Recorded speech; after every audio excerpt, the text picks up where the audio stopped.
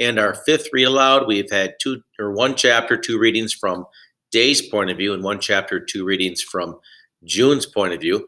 This is our fifth read aloud. We're going back to Day's perspective. So here we go, chapter 3.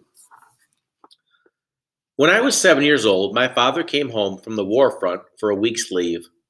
His job was to clean up after the Republic's soldiers, so he was usually gone, and Mom was left to raise us boys on her own. When he came home that time, the city patrols did a routine inspection of our house, then dragged Dad off to the local police headquarters for questioning. They'd found something suspicious, I guess. The police brought him back with two broken arms, his face bloody and bruised.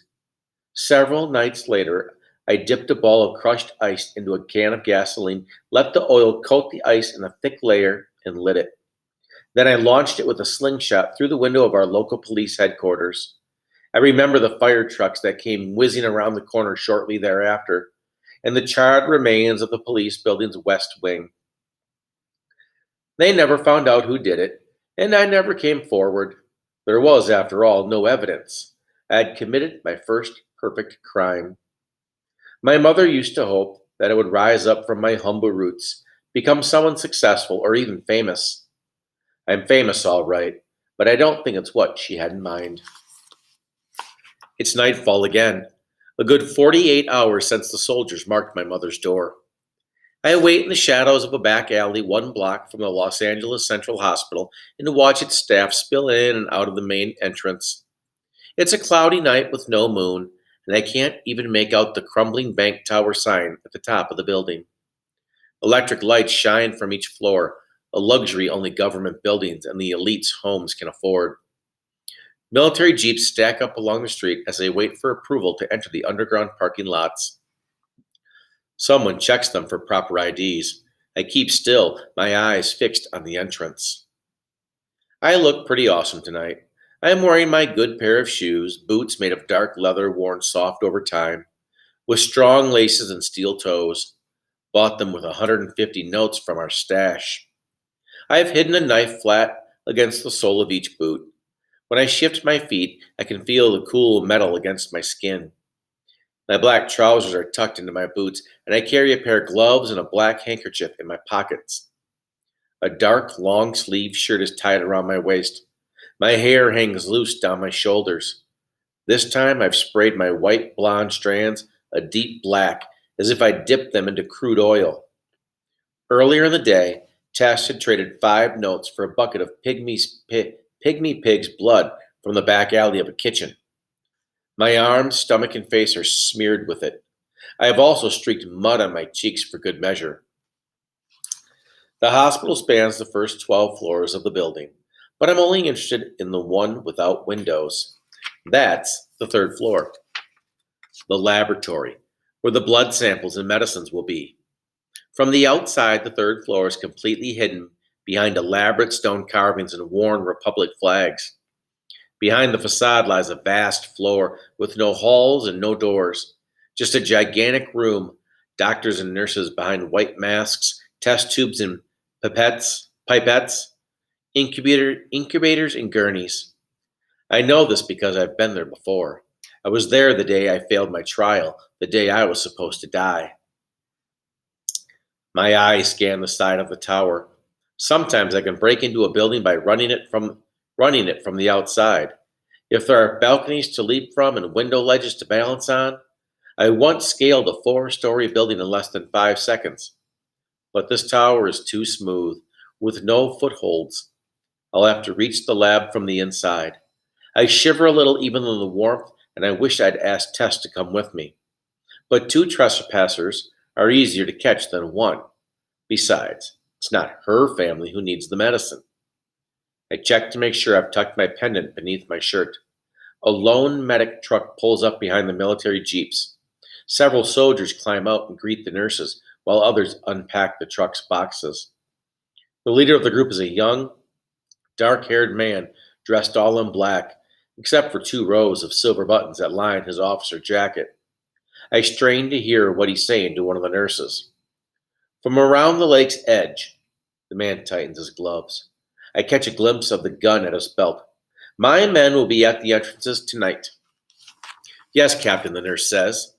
The man tips his cap to her. My name's Matthias.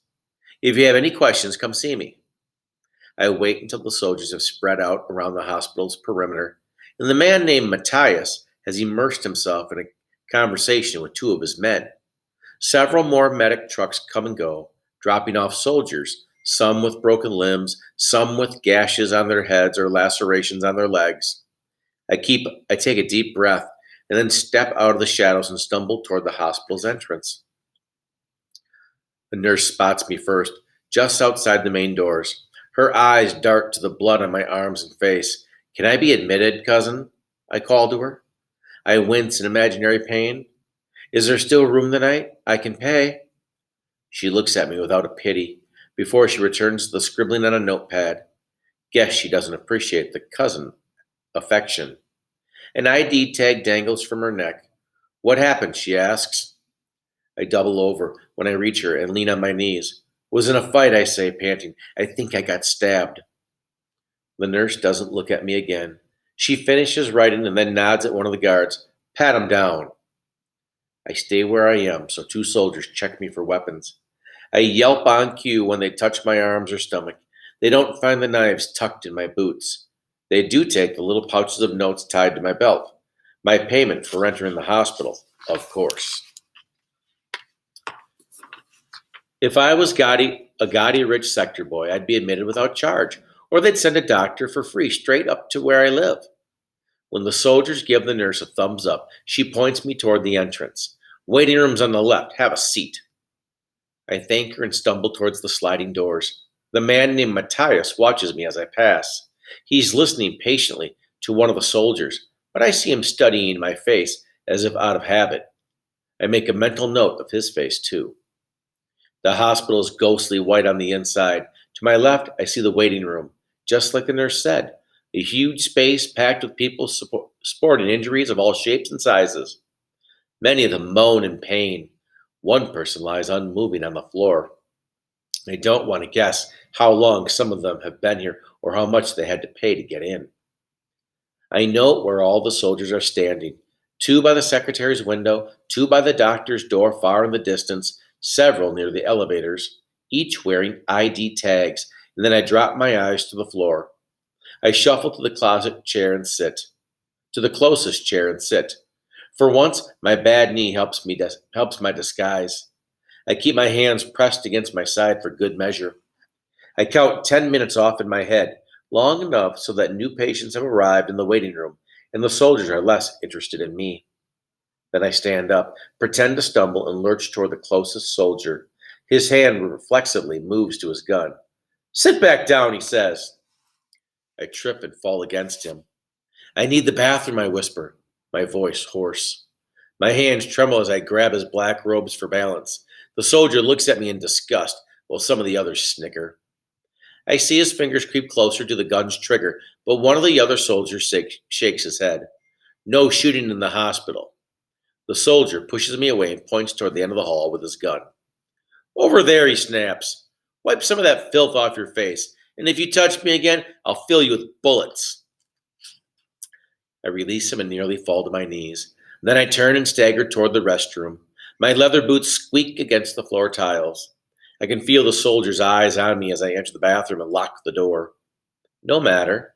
They'll forget about me in a couple of minutes. And it'll take several more minutes before the soldier I'd grabbed realizes that his ID tag is missing. Once in the bathroom, I abandon my sick routine. I splash water on my face and scrub until most of the pig's blood and mud have come off. I unzip my boots and tear open the inner soles to reveal my knives, then tuck them into my belt. My boots go back on my feet. Then I untie the black collared shirt from around my waist and put it on, buttoning it up all the way to my neck and clipping my suspenders over it. I pull my hair back into a tight ponytail and tuck the tail into the shirt so it's pressed flat against my back. Finally, I pull my gloves on and tie a black handkerchief around my mouth and nose. If someone catches me now, I'll be forced to run away. Might as well hide my face. That's where I'll stop right there. So, Day has entered the hospital, and I think he's there to steal some medicine for the plague. But did you catch Who is the person in charge of all the troops outside the hospital? That's the question. We'll check in tomorrow and finish this chapter. Bye bye.